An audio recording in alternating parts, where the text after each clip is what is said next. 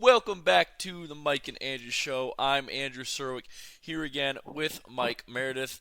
Mike, we no more football really to talk about. I mean, there's some things we could talk about, but we're giving ourselves a break for a week or two before we start even talking about combine or the draft. But Mike, how you doing this evening, man? Pretty good, man. Yeah, no football. Yeah, unfortunately, there's it doesn't feel the same without football, man. But it's okay. We got some NBA stuff to talk about. I know the All Star game is this weekend. I was driving through Yes, downtown sir. I Indy forgot to. about that. I was driving around downtown Indy today, and boy, was it a mess because of all the All Star game stuff that's going on. Um, it ain't fucking fun down there right now. I can tell you that much. But I know you got some stuff to talk about, but I know you want to also talk about the All Star game. So we'll just pick something you want to talk about here, and we'll go from there. Yeah, so I guess we can talk about the All Star game. Yeah, I totally forgot that the All Star game is this weekend. Like, of course, we have the dunk contest and 3-point contest and everything. So it's back to the East versus West format. All Star game doesn't really mean that much, though. I mean, the only thing now is like the trophy is named after Kobe Bryant. Whoever wins the MVP. Um, I think I'm probably gonna roll with the West. They just have a lot less people injured. The East, like all the people in the East, are injured. Joel Embiid's injured. Um, is Halliburton playing? I'm pretty sure he is. I'd have to look But at that. I think he is though. I know he's yeah, I know he's been injured. There was another player out east. I forget who it was. He's out as well for injury replacement. Yeah, the East is just riddled with injuries. The West is pretty stacked, so I'm going to go with the West here. Let's take a look at the 3-point contest participants.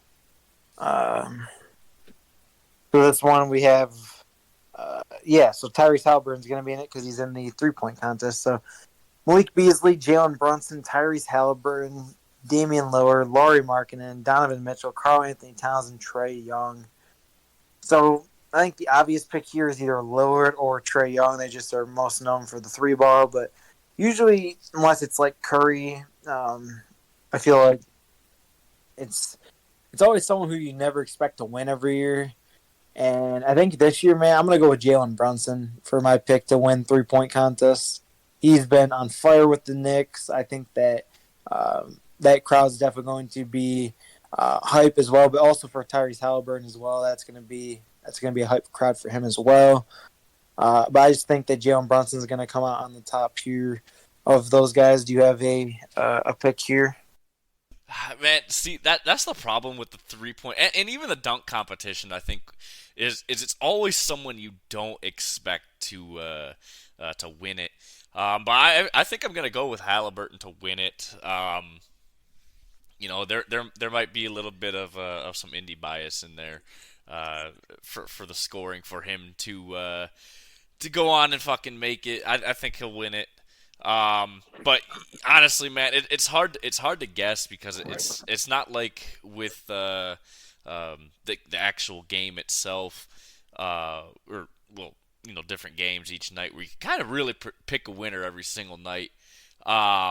It's just very hard to pick a winner for this competition. So, um, yeah, that's all I really got for that though.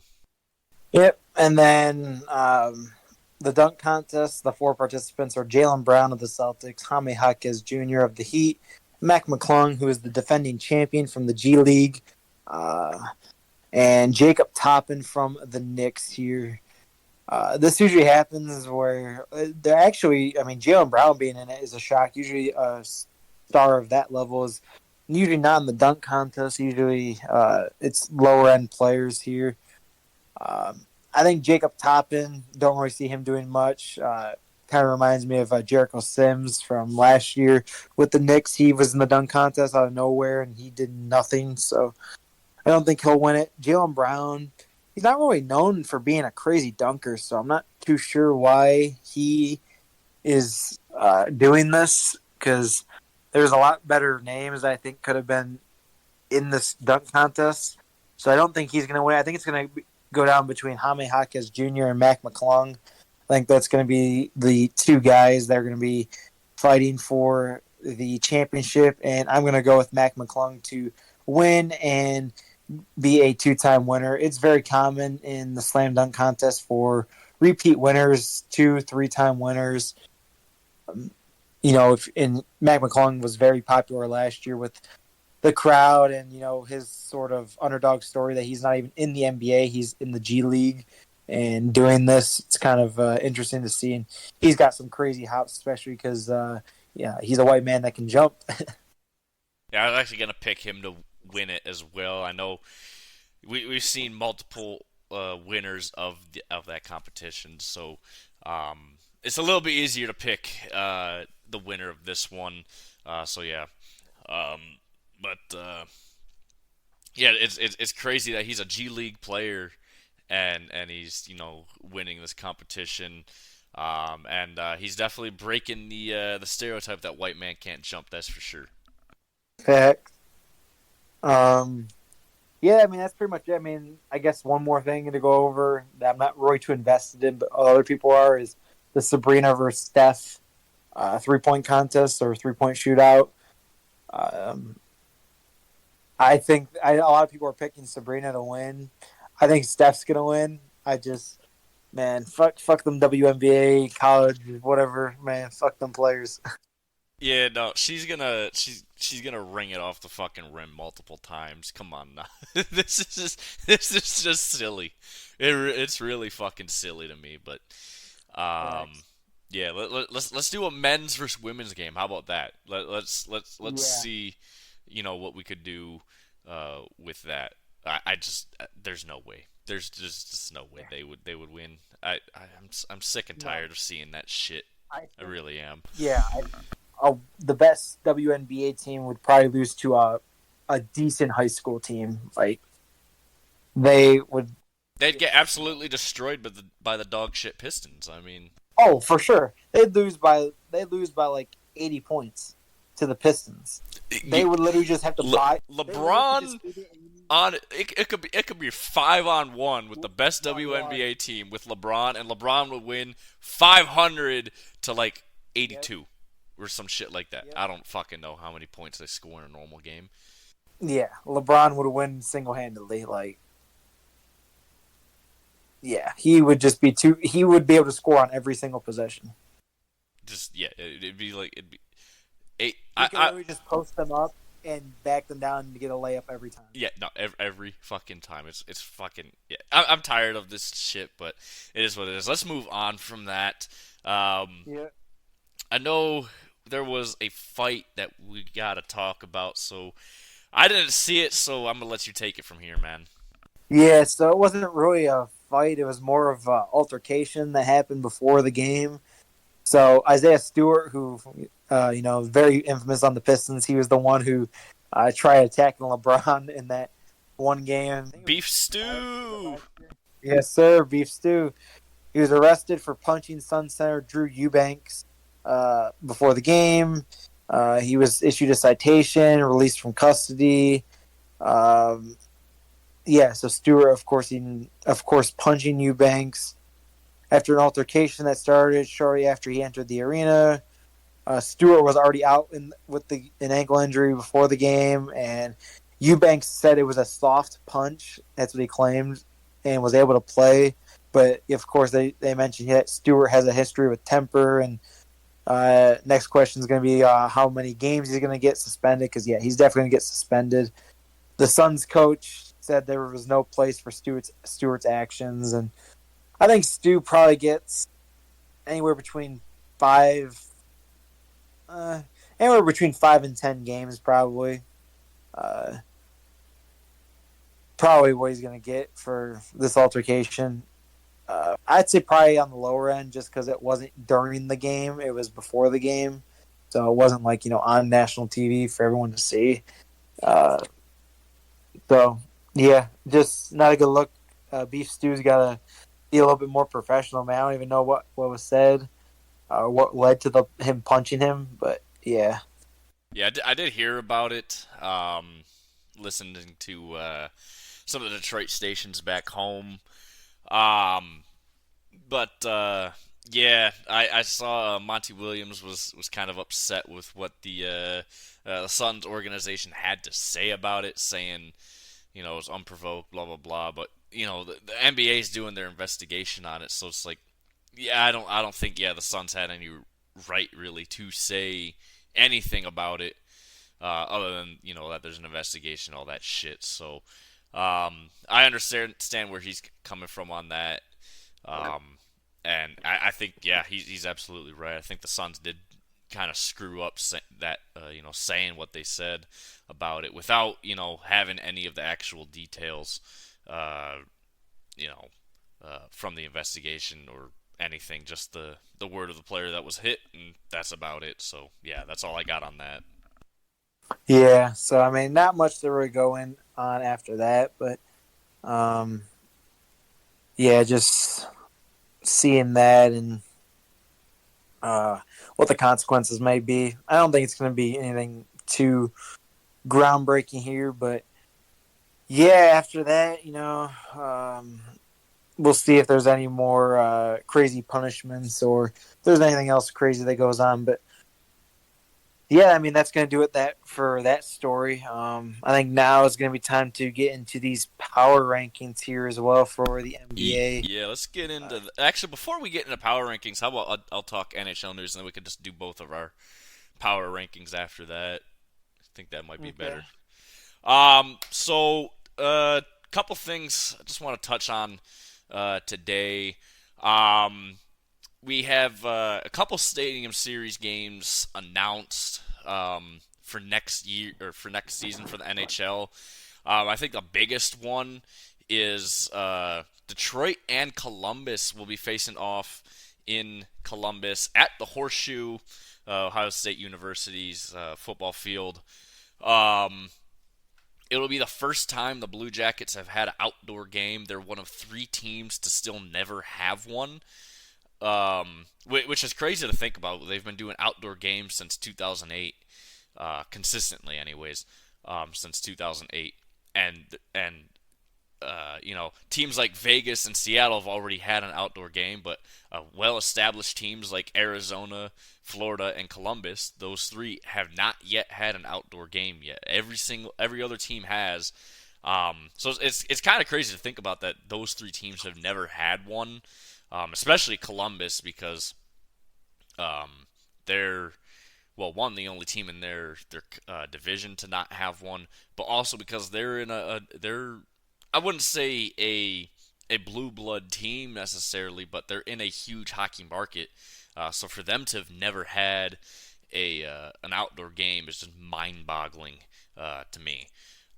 Florida kind of makes sense, but Tampa's already had one, so I don't see why Florida hasn't had one. And then Arizona, um, yeah, it's kind of hard to have hockey out in the desert, so that kind of makes sense. But at the same time, I think they also deserve one, um, just because they have been around quite a long time already.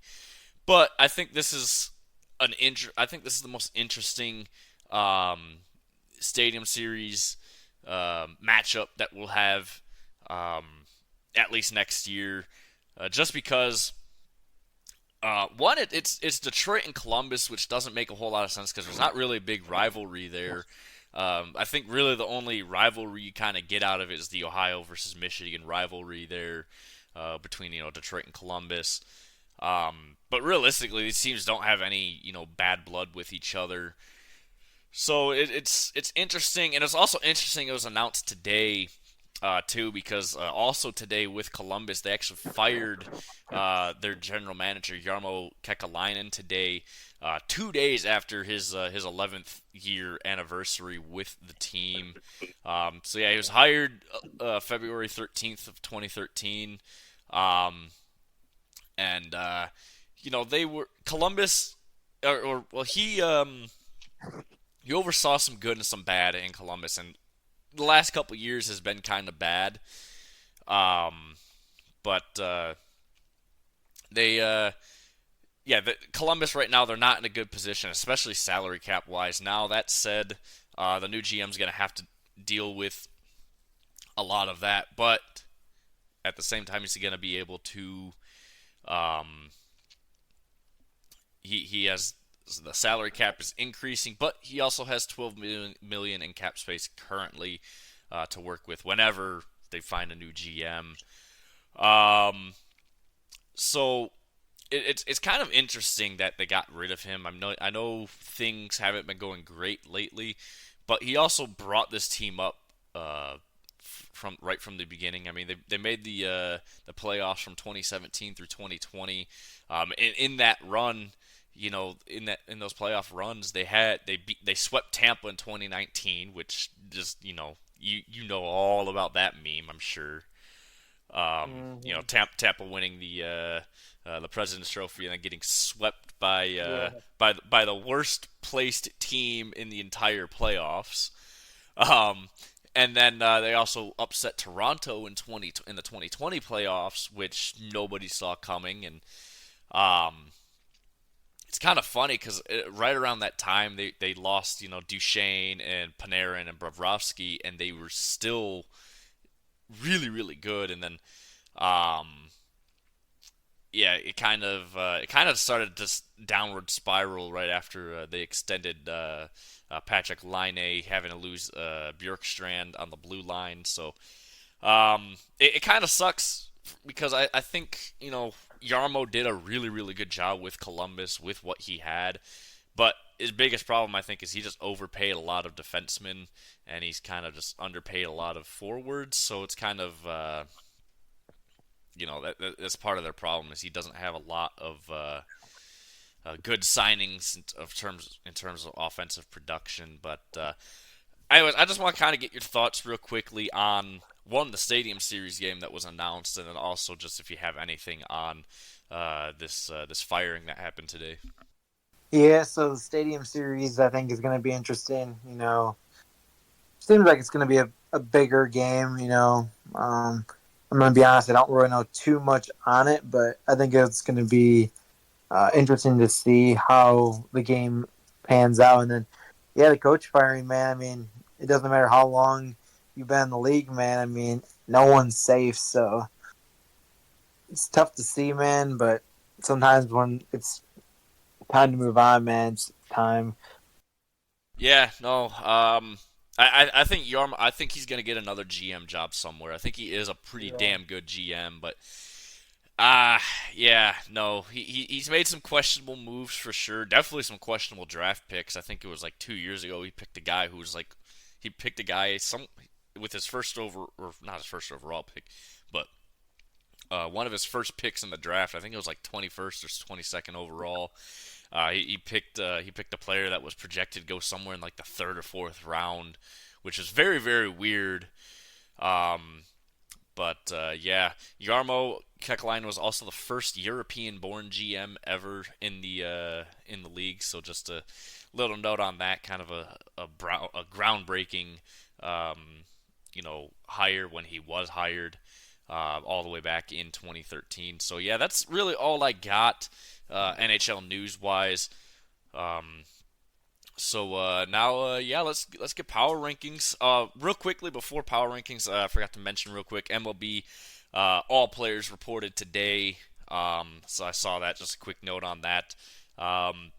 Spring training's now completely in full gear, so that's very exciting, of course, for the MLB. But anyways, Mike, let's take it away with some NBA power rankings.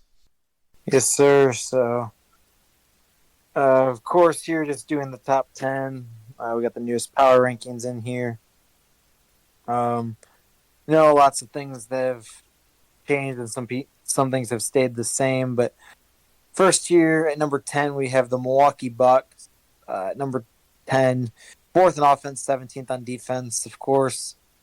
Their defense has been the biggest issue this year. They fired their coach, Adrian Griffin. They got Doc Rivers. He's 2-5 since he's been hired, so not good. They have really Womp not made womp. much. Yeah, he really still hasn't made that much improvements. In like they had one of their worst defensive games under Doc Rivers. 129 points allowed on 91 possessions versus Minnesota. Um, but then they also had their best defensive game of the season against Charlotte. But take that game with a grain of salt because that was the game after Charlotte had just traded all their players away at the deadline. So they literally had like no one playing. So I think that that game definitely doesn't mean as much as the other one. Yeah, Milwaukee, man, definitely not looking as strong as they were earlier this season. Number 9 is the Phoenix Suns. 8th on offensive rating, 15th on defensive rating. They've been pretty good. Um, Again, pretty good, but not quite as elite as they could be, or as I think a lot of people thought they would be. But they're still going to be dangerous. They have the scorers, and they have 2 top 10 players in basketball. I mean, when you have 2 top 10 players, you're going to be in contention for anything. So as long as they continue to improve and string some wins together, maybe tighten up that defense a little bit, they'll be straight. Number 8, a team that was really hot, still in the top 10 here, the New York Knicks, 9th on offense and 7th on defense. I mean, they had the best record in the month of January. They made some moves at the deadline, getting some players from the Pistons. I think number 8 is fine. Might even be a little low. They've been doing pretty good this year. Number 7, jumping up from 14th on the power ranking last week, is the Dallas Mavericks. 7th on offense and 22nd on defense. So that defense is just not it. But they did just make a move to get PJ Washington. That was their big acquisition at the deadline. They also got Daniel Gafford, who is, again, another center and who will probably bolster that defense a little bit. Them coming in to help Derek Lively, who's been the starter there. So they definitely got some more rim protection and some more big men. As long as Lucas stays healthy, I think this team has a good chance of making it far. Number 6, the Oklahoma City Thunder.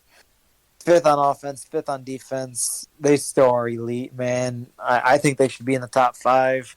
I know they haven't been as strong as they were, but I mean they're still they're 36-17, top 5 offense and defense. That's elite. Number 5 is the Minnesota Timberwolves, moving down from spot number 4 last week. 18th on offense, number 1 on defense. Again, that defense is just carrying Minnesota to wins, but they definitely have cooled down since the start of the season, but they're still very respectable. 36-16 record. Just got to get that offense going. Anthony Edwards is basically carrying this offense. I mean, Karl Towns as well has been pretty good, and Rudy Gobert as well on the defensive end. Number 4 is the Denver Nuggets. Not that strong offense and defense, 10th and 13th. That's, good above average, but not in the elite tier. So I think they'll be all right, though. I know Jamal Murray's missed a lot of time this year, and Jokic is still putting up crazy numbers. So I think once the full team is together, they'll be all right. They've dealt with some injuries for sure. Number 3, I'm shocked they're not higher. I'm shocked they weren't in the top 2 because they've been on fire. And that is the Cleveland Cavaliers, are number 3 here. They're 15th in offensive rating, 2nd on defense. They've won 17 of their last 18 games. Only loss was to Milwaukee. I will say, though, even though they did win 17 of 18, their opponents during that stretch have been pretty bad. I'd say like Milwaukee. They played Milwaukee like 3 or 4 times in that 18-game stretch where they won 3 of 4. But the rest of the teams, they're playing bottom feeders during that run. So I guess maybe I can take back what I said, but still, to win 17 of 18 in the NBA, that's very impressive. I really like this Cavs team. I think they got a lot of good things going for them. Number 2, which was the team last week, which was number 1, was the Clippers, the LA Clippers. 3rd on offense, 12th on defense. They've still been doing really well, but not as strong as, like even last month. They're still 27-6 since December 1st. So still getting buckets. I think that the Clippers are definitely a fun team to watch right now. But again, number one, a team that's been in the top five and number one in a lot of these power rankings, the Boston Celtics, back at number one, second on offense, third on defense. I mean, that just tells the whole story. They're dominating on both ends of the ball. They got the best record. They're 41-12. So again, they've kind of cemented themselves again as one of the top favorites here. Do you have any thoughts here on these power rankings? Not really this week. No, I really like this Cavs team though. I know they haven't played a lot of really good teams lately. But still to win 17 out of 18 games, that's absolutely insane. So yeah, that's really all I got for that one though. So we're gonna go NHL power rankings. I'm doing from NHL.com this week just because I didn't have time to assemble a power rankings. So I'll get into it here. I already disagree with this list because the Red Wings aren't the top 10 right now, but yeah. Anyways, so they have at number 10 right now the Carolina Hurricanes. They're sitting at 98 points with a 30-17-5 record. Or not 98 points for this power ranking, not for actual points. That said, they are sitting currently second in the Metro, 8 points behind the New York Rangers. So they're quite a ways back, but they're tied with Philly for that second spot. They just have 3 less games played, so that's why they are sitting in second right now. But yeah, so in this power ranking, it looks like they're looking at assets that they have that they can trade away or trade to get. Um, but I'm not really going to get into that. But lately, yeah, no, Carolina has been like all in lately just to win games. I mean, they have been really dominant on both ends of the ice. Very productive. I'm surprised they're not higher up in this rankings, to be honest with you. But yeah, they just keep on winning games, man, and yeah, it's definitely showing in their record. They had kind of a slow start to the year. They were outside of the top 3 in their division, and yeah, now they're back up to second place. But I don't think they're gonna catch the Rangers because well, the Rangers are just that good. Here at number 9, we have the Winnipeg Jets. They're sitting 32-14-5. Um, they haven't been too hot lately. They've been giving up a lot of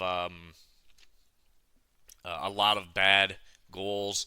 Although last night Hellebuck had his 35th shutout in his career, which is a really good accomplishment for him. Um, they just recently acquired Sean Monahan, so if they don't want to give up uh, much in this draft, because they definitely need to get some more forward depth. I think they'd be looking to move him if since they only got him for a couple draft picks. But yeah, no, Winnipeg lately they've been doing really good. Overall, I should say they've been doing really good lately. A little shaky, but overall, yeah, no, they've been pretty good. Number 8 here, they have the Vegas Golden Knights. They're 31-16-6. They are 10 points behind Vancouver, who sits on top of the Pacific right now. They are, yeah, they've been very good, but lately they haven't been playing the greatest. They've dropped a couple games that they probably should have won, but at the same time, they've also beaten some teams that they, you know, could have very easily lost to, but didn't. So Vegas, yeah, they're just looking really good, really consistent throughout the year mostly. Um, but yeah, here at number 7, they have the Edmonton Oilers sitting 31-17-1. obviously they started the year uh, 2-9-1, and they're the worst team in the league outside of San Jose, who was like 0 and like 12 at some point. Um, but yeah, they turned it under they turned it around from firing their old coach and having Chris Knoblaw as their head coach now. Um, yeah, no, very very good resurgence. I know a couple nights ago they absolutely beat the brakes out of Detroit, 8-4 after going into the third period 3-3. McDavid had a 6 assist game in that game, which was incredible to watch. After he had the like a spinorama move to make a pass to Ryan Nugent Hopkins and he scored, I just turned the game off because I was like, "Yep, we're getting our asses kicked." But no, Edmonton, they keep climbing up these rankings because yeah, they've just turned everything around. They've been playing very good hockey lately. And you expect that when you have the best player in the league on your team. At number 6, they have the Colorado Avalanche. They were number 3 in their rankings last week, but they're 33-17-4. Yeah, the last week for them has been kind of rough. Losing games to some not so great teams. But this team is still very young, very, very good, very talented. Um, it's been shaky, like I said, the last week, but overall, I still think they're in a really, really, really good spot. Um, they currently sit second in the Central, just 2 points behind Dallas. That said, Dallas has played 2 less games, so yeah, it's kind of interesting their battle that they've had this year between those two teams in the Central. Really, actually, between those 3 teams, because if you throw Winnipeg in there, who was on top of that division back in early January. Um, but the Central right now is one of the most competitive divisions at the top. At the very bottom, though, it's very, very bad. Um, so it's kind of interesting how that division's been working out this year. But yeah, I like Colorado here at 6. At number 5, and I really do not agree with this. I think they should be much higher. It's the New York Rangers. They're sitting 34-16-3. They were number 9 in their rankings last week. They're number 5, and there's no question as to why. I mean, they've been playing really, really phenomenal hockey over the last really 2 weeks.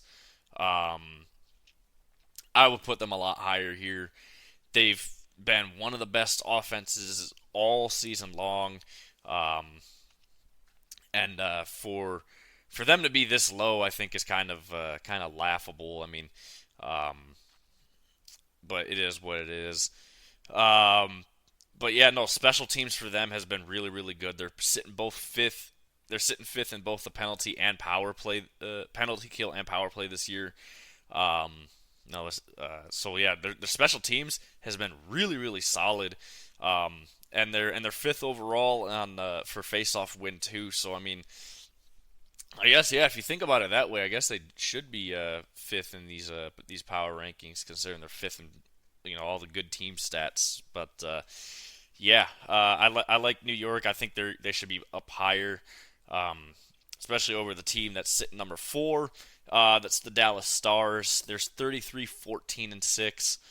Um, they're kind of like Carolina, where they just started winning out of nowhere. They kind of started the season not necessarily slow, but not at the rate that they're playing at right now. I mean, what they've been doing really since New Year's has been nothing short of spectacular. I mean, they've been really, really good. I'd still put New York over them for sure, but I don't mind this spot at number 4 for them. It's a very young team that has experience in the playoffs. They've made a couple somewhat deep playoff runs, so I'd expect them, honestly, to be one of the contenders in the West this year. At number 3, and I also disagree with it, I'd have them at number 2. Personally, it's the Florida Panthers. Um, they have been on fire as of late. Um, last week they were sitting at number 6 in these rankings. They're now sitting at number 3. Um, they have been really, really good all year. There are some times where they were kind of just like they would get really hot and then suddenly they would die off and get cold for about a week, week and a half, and then they start heating back up and then they die off again. But really, since the new year, they have been just very, very good, consistent. They'll win, 7, 8 games in a row, drop one, and then win another 7, 8 games, drop one or two. Um, so yeah, they have a very, very elite offense. I believe they actually have the best offense in the Eastern Conference. Defense has been a little, scary, but last night they played Pittsburgh, and Pittsburgh was had the penalty had a power play twice in the game, and they had only 3 shots on both power plays combined. And it just tells you how good that Florida penalty kill is. They are sitting 6th in the league in that, so special teams for them, especially the penalty kill, has actually saved them a lot this year, despite their offense being much better than their defense. So, but that's good to see. Here at number 2, who was number 2 last week, you have the Boston Bruins. They're 32-11-10. Like I said, I would put Florida ahead of them because Boston has lost a lot of close games that they shouldn't have lost. Hence why they have 10 overtime wins this year. Um, Florida is has been, if they lose games, they lose them bad. But Boston, they have lost a lot of close games this year. A lot of games that they should have won. Like I said, um, it'll be interesting to see what Boston does at the trade deadline. Um, but I don't know what they're really going to do because they're right up against the salary cap, so they'd have to give up a few players just to make room for one big asset if they make that move. So it'll be interesting to see for sure what happens with Boston. But like I said, man, they've lost a lot of close games that they shouldn't have even been close. So they should have blown these teams out. But it is the NHL. But if you're going to be a top, tier team, you have to win a lot better or a lot more of these games that you're dropping to not so good teams. And then number 1, no surprise here, is the Vancouver Canucks. They're the best team in the league. I mean, they're sitting 36-12-6. Um, the it's been a really, really interesting season for them. Especially when you consider the fact that they had to rehire a coach that they fired last season, um, coming into the season, and he's completely turned the entire team around from what they were last year, which they were nowhere near this good, and they had a very quiet off season. Um, and suddenly they're the best team in the league. I mean, they're very productive on both ends of the ice. They did just drop this past weekend or earlier this week a game to Detroit after being up 3-1, and they lost it in overtime because they had some issues with penalties. And Detroit on the power play is really, really good, and their penalty kill hasn't really been that good this year. So, um, even though Vancouver's penalty kill isn't the greatest this year, they are still just a really, really good team. Very productive, of course, like I said. And acquiring Elias Lindholm from the Flames has just boosted their offense 1,000 times over because of what he can bring.